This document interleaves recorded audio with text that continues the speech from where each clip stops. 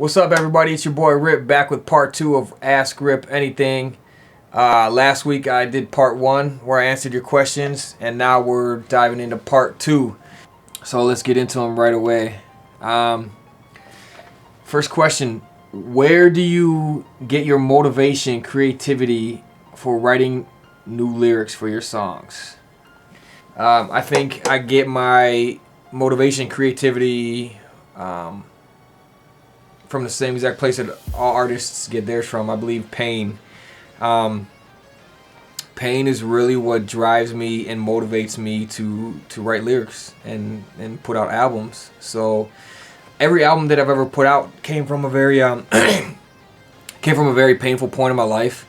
Even when I first started making music, it was really stemmed by pain. When I was a 14-year-old kid in my bedroom and stuff recording music, it really stemmed from coming from a single mother household, raising 4 boys, not having a lot of money, not a lot of food in the fridge and stuff, and just kind of being a minority in my high school and everything, and it was really just from pain.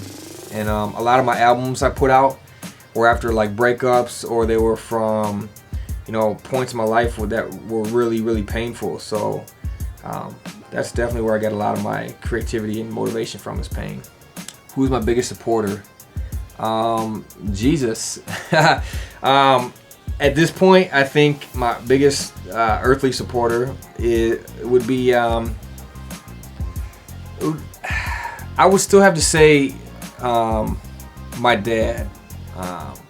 Even though my dad suffered a major stroke in 2003, he was really my first one of my biggest supporters at first. He bought me my first studio condenser microphone, some of my monitor speakers, which I still have right now.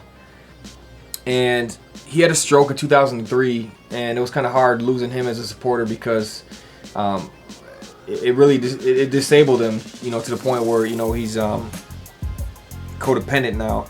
I'm my uncle, so he's not the same anymore, and he's really lost a lot of brain function, and he's kind of suffering from stuff like dementia and stuff, but he's still there, and I would still say he's my biggest supporter though, because like every time I talk to him and stuff, he's still coherent about my music stuff, and he still supports me, which is always awesome to hear when I talk to him. I didn't have a lot of support from family in the beginning, and he was one who was always there to support me. He even bought me my first pair of matching turntables too, my Gemini turntables. I'll never forget. He picked me up from volleyball, high school volleyball, one day with these turntables, and it was awesome. So my dad was always a big supporter of my music career, man. I love him so much. So I would say he's probably still my biggest supporter, even though he can't really support me in ways that he used to. So, what was your first job ever? First job I ever had was working at Blockbuster Video. I always thought that'd be an awesome job because I was into like movies and stuff back when I was a kid, and turned out hating that job, and they wouldn't let me take off from my cousin Mike's wedding. My cousin Mike was getting married, and they wouldn't let me take off, so I was just like, you know what, screw this, and I quit, and I went to my cousin Mike's wedding after that, and that's when I knew the real world, the corporate world, the working world was not for me. I think that's really when I knew, like, this ain't for me. I'm gonna do music. Actually, that was the same exact month that I launched Rip Records. Now that I think about it, I quit in March because my cousin got married in March 2000, and I launched rip-records.com, my official record label, that same month on a credit card that I got. And how I was gonna pay that every month, I don't know, because I just quit my job, my first job ever, working at Blockbuster Video. But that goes to show you right there. That's where it all started, probably. Yep. Did you go to college? If so, what for? I attended community college at the College of Lake County for like maybe 2 semesters or 1.5 or something like that. I don't remember too many classes that I took. I was just taking gen ed classes to see where I'd go after that. I remember a speech class that I took and a sociology class. And I really enjoyed that sociology class. I really liked that. And I took audio engineering course too. Other than that, I never really got my gen eds. I never got a degree, and I got a little certificate from that audio engineering class. Yeah, that's probably the extent of my higher education. If you don't eat one thing for a week straight, what would it be? Mexican food and salads don't count. That's from my friend Shalisha. She knows I love my Mexican food and alkalizing with my salads. if I could eat one thing for a week straight, what would it be? I don't know. It'd probably have to be gyros. I love gyros. It's a lean meat, and that's something I could probably eat for a week if I had to eat it for a week. That or pizza, one of the two. I just got hit me on a DM on Twitter, talking about my song New Me. Fam, that song was speaking to me. I only pray when I'm in trouble or lost. I was wondering, what books do you recommend about faith and self-improvement? Well, like I mentioned in part 1 of this series, The Purpose-Driven Life by Rick Warren is a really, really good book that opened my eyes to a lot of things. He really helped me see the purpose of life, and he answered, the question I've had, the lifelong question I've always had: why am I never satisfied? And the reason was, the short answer of it is, it's because we're not built for this earth. You know what I mean? And we're always longing for what we're really built for, and that's God and eternity and stuff. So there's that longing in our heart, and that void in our heart that will never be fulfilled by anything other than God. So that's my personal beliefs, and that's what I believe. So The Purpose-Driven Life by Rick Warren, that's a really good book. Faith-wise, that's a good book. Also, there's another book that I just read, a couple other books that I read recently. If you're into like relationships and stuff, Loveology is a good book. And then I just read another book called When You Love Too Much. I forgot who's that by.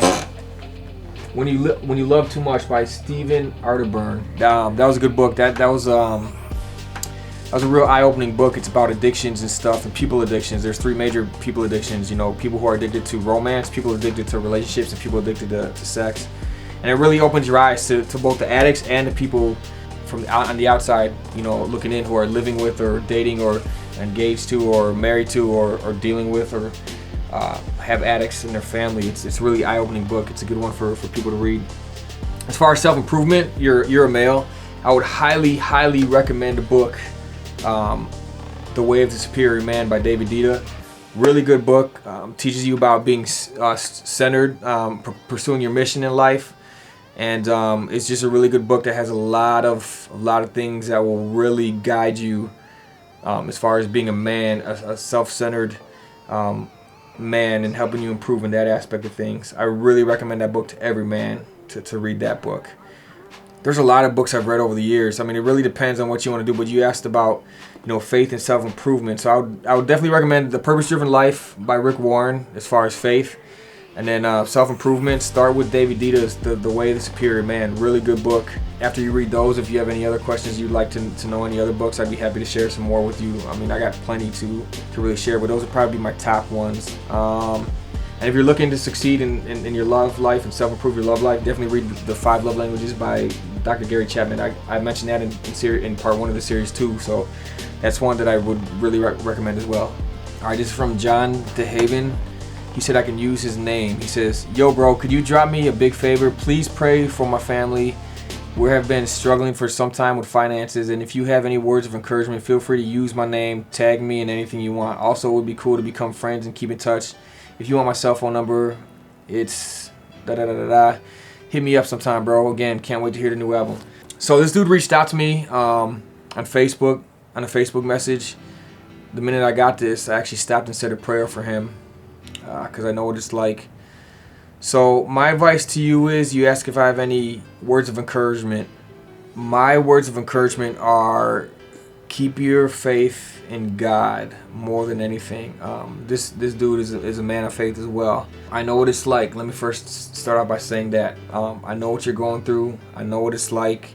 I know it's hard, and I know it's really hard for someone to say, to just keep your faith in God when you're really dealing with all these emotions and stuff, and you need something more than just, someone telling you a cliche line that's heard over and over. But it's true though, man. There is a light at the end of the tunnel, man. Trust me, there really is.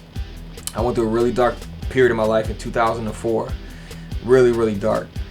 And all within a 9-month period, I was dating this girl. My dad had a massive stroke. That same girl ended up getting pregnant. She ended up having an abortion, which was hard for me. It was something I didn't support at all, because that's against my belief system. And then she ended up breaking up with me. Then my grandma ended up dying, and then my dad ended up, or because of my dad having a stroke, months prior, we were all young and stuff. We ended up losing the house because obviously us kids, we were younger and stuff. We weren't responsible enough to be able to keep the roof over the head and everything. So we lost, kind of one of those childhood homes that we were raised or we grew up in. And all this happened within like under a year. And I remember that was a really, really tough time in my life. And I remember thinking to myself, man, like, the only thing I have to my name right now is my car. Like literally this car that I'm driving to my job to host tables at Bennigan's, you know what I mean? Like this is all that I have. Like back then, I didn't understand that, I had way more blessings in my life. Like I had a family still that loved me. I still had a place, even though we lost my dad's house, I still had a place to, a roof over my head, my mom's house. So I still had this car, I had a job, and I still had my health, my talents, all these things that I was just kind of overshadowed by all these other things that I felt were like turmoil. And ultimately, God still blessed me with all these other things, and I didn't see it back then, but ultimately there was light at the end of the tunnel, and I got through that rough stage in my life and that rough period of my life. And there really is a light at the end of the tunnel. 12 years later, I could look back on it and be like, man, that really helped me, grow into the person I needed to be. In fact, every hardship that I've been through in life, I've really taken it as an opportunity to grow and as an experience to help me grow into the person that God wanted me to be. So I know it's hard, man. Just keep your faith in God. You already know the scripture right here. Let me read it again. Matthew 6:25 through, we'll go to 34 probably. Therefore I tell you, do not worry about your life, what you will eat or drink, or about your body, what you will wear. Is not life more than food, and the body more than clothes? Look at the birds in the air. They do not sow or reap or store away in barns, and yet your heavenly Father feeds them. Are you not much more valuable than they? Can any one of you, by worrying, add a single hour to your life? So that's Matthew 6:25 through 27. Yeah, man, just try to remember that, God's got you. It may be hard right now, but those are my words of encouragement, man. Keep faithful, and God's got you, and there is a light at the end of the tunnel, man. I could definitely attest to that, man. There is a light at the end of the tunnel. So stay strong and keep faith, brother. My brother asked, when the music video being released? Soon, brother, soon. He's anxious because he's in it, and I want to thank you for being a part of my music video. My whole family, as a matter of fact, all my brothers and my mom was in it, so that was awesome. We filmed it at their house too. It's coming along soon, man. As soon as I just wanted to be right, you know what I mean? Because this is my first time coming out, targeting this new demographic and everything, and I want to make a good impression. So we're making sure everything's tight. Hopefully soon. Honestly, I don't want to put a date on it, but God willing, soon, in the near future. So just hang tight, brother. Hang tight, man. It's coming. It's going to be dope. It'll be worth the wait. Why did you decide to go back to your roots with your music? I'm glad you did, but I'm definitely curious as to why. I just reached a point in my music career where I don't care. I don't care what people think anymore. I'm not making music for the radio. I'm not making commercial music, pop music, trying to win Grammys or top spots on the top 40. If it happens, it happens. That's dope. If it happens, that's going to be God's will. If it doesn't, that's His will as well, and I'm okay with either. But ultimately, I just reached a dark point in my life, so that's kind of why I went back to my roots, because I needed, just what I was feeling in this point in my life was a more grungy, darker hip hop feel to things, and my roots are my roots. Like they're always going to be there, no matter what happens. You know what I mean? Like I came from where I came from, and ultimately they'll always be a part of who I am. So I just felt at this point in my life, I reached a point where it was time to do something different, and I just felt that was the direction that I needed to go, and I feel good with it. Like I like it. I love the new album. It's my favorite album yet. Even my brother said himself, you know what I mean? He said this is, he said something along the lines like, this is your best project yet, because he heard my album sampler CD, and man, I just felt like this was the direction I needed to go in life. Next question: how can I make my beat making better? The same way you can get better at anything. Practice, practice, practice. It's not going to come overnight. It's going to take a lot of time. It's going to take a lot of dedication. It's going to take a lot of heart and passion. and determination. So the question is, how determined are you? You know what I mean? Spend hours a day dedicating your life to it and learning new things. The number one way you can learn things nowadays is on YouTube. I'm telling you right now, there's tutorials out there for everything. So I would suggest jumping on YouTube, you know, find some beat making tutorials, you know what I mean, and look for some good sample packs out there. You know, there's a lot of producers out there who have some sample packs out there. Like maybe check out DJ Pain One's sample pack, and just really learn about music, learn about structure, learn about song structures, learn about, you know, tempos, learn about drum patterns, learn about measures, you know what I mean, like typical song structure, especially hip hop. You know, I'm imagining you know, you're making hip hop beats.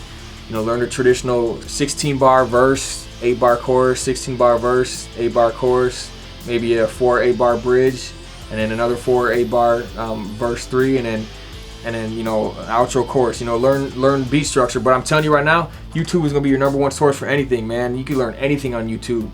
Not only you'll be able to learn how to do things or like hear it, but you actually be able to see it visually, like you're literally in class. You know what I mean? So man, it's just a matter of time before I start teaching heart surgery on YouTube, to be honest, man. I mean, there's honestly probably not much that you cannot learn from going on YouTube. So I really recommend jumping on YouTube and really just taking the time to jump into beat making and pushing yourself. That's how you're gonna get better at anything, is really pushing yourself. If you can meet anyone in the world, who would you like to meet for advice mentally and spiritually? There's actually a lot of people I would like to meet. The last few years I've been really reading a lot of books and expanding my knowledge and really gaining a lot of insight on things from a lot of books. So there's a lot of people that I really look up to that I would like to meet. Rick Warren is one of them. He's the one that wrote The Purpose Driven Life, which that book answered a question, one of the biggest questions in my life, like why am I never satisfied? I'd like to meet him. I actually went out to Saddleback Church this past February. I was hoping to meet him, but it was a real cool experience. But I also like Dr. Gary Chapman. He wrote the 5 Love Languages, and that book changed my life. That was like really the first book that got me onto the path of self-help, and you know, really trying to mentally, emotionally, and spiritually grow. So that was the first book that really opened my eyes, and to this day I think that's one of my top favorites. One of the best books that I've ever read. He's older, and I just really appreciate his insight, and I've listened to some of his podcasts and stuff, and I just like, he's got a real cool demeanor, and he's very loving. You can tell he has Christ in him, and I really look up to that guy, and his book changed my life. So I would definitely like to meet Dr. Gary Chapman. I'd like to sit with him and get some advice on love, man, because that's what I'm striving for in life. Like, I don't care about accolades or Grammys or millions of dollars or women or any of that stuff. Like, really, ultimately, at the end of the day, I want to be successful in love. So I'd like to, I think Dr. Gary Chapman will really be able to help me with that, man. That guy has a lot of insight on that stuff. And John Gottman is good too. John Gottman is another guy who studies marriage and love and all that stuff. But ultimately, Dr. Gary Chapman, him and I share the same faith, so he'd probably be a better candidate for who I'd like to meet. All of your videos have different women featured in them. How do you choose the women in your videos, and how come I'm not one yet? LOL, JK, that's not part of the question. Oh man, alright, so this is for real, this is a legit question. It all depends on what my vision is for that video. Some music videos I have a certain vision, I need her to look a certain way, and usually it's usually a friend. Honestly, it's usually a friend that I reach out to that I know fits that vision, because people I have a personal relationship with, they tend to be more apt to do something like that, you know, and help me out. A lot of them are people who support me in what I do, so I'm very, very appreciative for all the people who support me and help me out in my music videos. There was maybe 1 or 2 times where I had to pay somebody to do it, and if I have to, so be it. You know, like a model or something. But for the most part, it's really friends. You know, it's people who support me, and you know, and if I'm looking for a certain vision, I'll reach out to a person if they had that vision, and I'm very thankful, you know, and grateful for them willing to help and seeing my vision and wanting to be a part of it as well. But for the most part, yeah, they're friends or women in my life, you know, at that time that are willing to help. Sometimes I put a casting call on Facebook too, saying I'm looking for a certain type of woman, and it's usually those type of people who get the roles. So I really appreciate you guys, and I honestly cannot continue to do what I do without your love and support. Especially my new music video, New Me. It was crazy because we filmed it on kind of short notice, and we did it on Father's Day at that. So a lot of people didn't show up because it was Father's Day and it was a Sunday. It was just with everything going on, there was a lot of things going on, and I still had people show up, and we made it work with the people that did come out. And I appreciate all the people who came out. I love y'all so much here, so you know who you guys are. And I can't wait to bring this new music video to you, my new single, New Me. It's gonna be dope. Like I said, my guy Mark is currently working on it. It should be here soon, so stay tuned. I want to thank everybody who submitted a question. These series ended up being a little bit longer than I anticipated, but I appreciate all you guys reaching out. It really means a lot to me that you guys are staying connected with me and that we're able to connect. If there's anybody else who has any other questions, hit me up on social media. I might do this series again sometime down the road. I don't know, but I do appreciate you guys very, very much. I love y'all. Thank you for staying tuned with me all these years. Make sure you guys check out my website, whoisrip.com. And stay tuned for my New Me music video, which is coming really, really, really soon. I can't wait for all the exciting things to come. So thanks again for sticking with me, guys. God bless, and stay in touch. We'll see you soon. Trinity, the third studio album from Rip, coming soon.